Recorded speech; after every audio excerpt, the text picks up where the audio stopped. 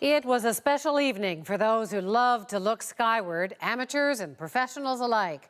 A remarkable event had people around the world craning their necks. The CBC's Ron Charles explains why. You can burn your retina. The people packed into this university sports stadium aren't here to watch action on the field, but a rare event in the sky. You see the big orange ball? They are peering up for the transit of Venus, the second planet in our solar system crossing in front of the sun. Is Venus coming? It's there! It's so cool! Very small, but it was awesome. Yeah, very impressed. The astronomers who organized this public viewing were happy to share their love of the sky, as well as just getting out on a beautiful day like this and seeing an event that you're not going to see again for the rest of your life. The transit of Venus happens every 4 or 5 generations, and each cycle involves 2 separate passes 8 years apart. So the last one was in 2004. Before that, in 1882. And the next one will be in 2117. I'm not going to see that one. So since these are very rare, we'd like to go look at them.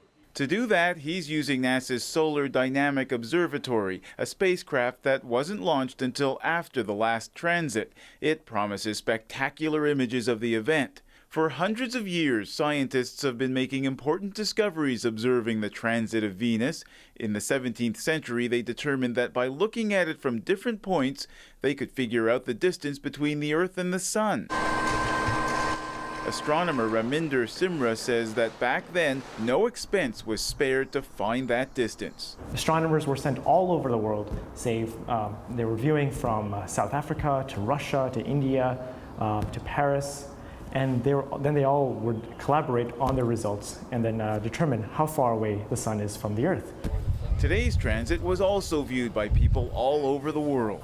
I'm not going to be alive the next time it happens, 105 years from now, year 2117.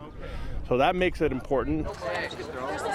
People in Yellowknife had one of the best views in Canada, catching most of the 6-hour transit before sunset. All of Canada is going to get an opportunity to see parts of the event, but this is the best place to be. But it was pretty good elsewhere too. Up there on the top. Oh yeah.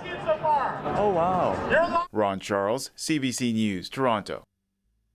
For more on tonight's astronomical event, I'm joined by our very own Bob McDonald.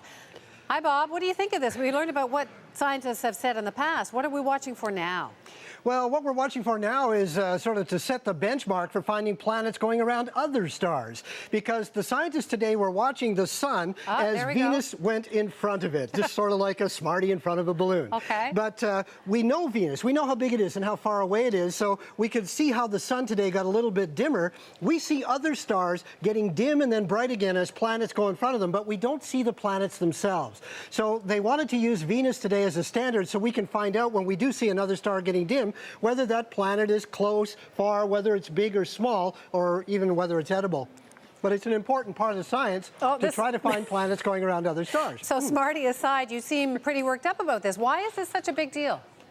Well, I think it's also just a beautiful thing that the public was able to go out and see this today and see a planet move. You don't see planets move very often. You can sort of point them out in the sky. But to actually watch it progress across the face of the sun, we live on a planet, and everything is really dynamic. All the planets move. You and I right now are sitting on a ball that's moving about 100,000 kilometers an hour, and so does Venus.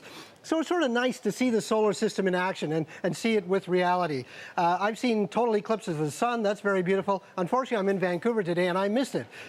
But hopefully lots of people across the country got to see astronomical events actually taking place before their eyes. Without wrecking their eyesight.